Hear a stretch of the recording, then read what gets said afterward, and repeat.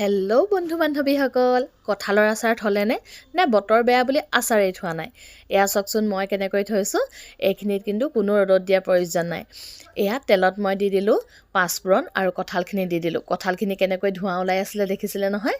এতিয়া মই নিমখ হালধি দি দিলোঁ আৰু ইয়াক ধুনীয়াকৈ লৰাই আছোঁ। এতিয়া মই ৰেড চিলি পাউডাৰ, জিৰা, ধনিয়া আৰু আমচুৰ পাউডাৰ দি দিছোঁ। এইখিনি ধুনীয়াকৈ দিয়াৰ পাছত আপোনালোকে লৰাই থাকিব লাগিব।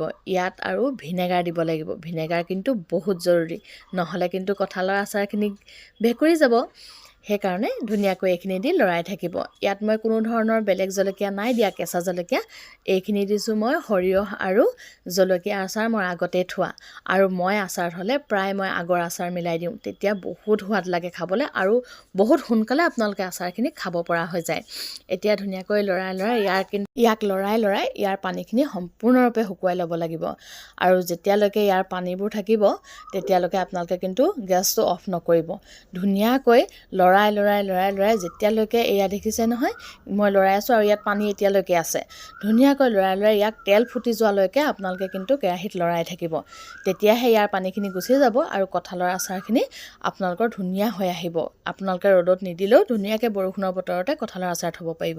এয়া দেখিছেনে, তেল ফুটি আহিলে আৰু আমাৰ আচাৰ ধুনীয়াকৈ হৈ গ'ল।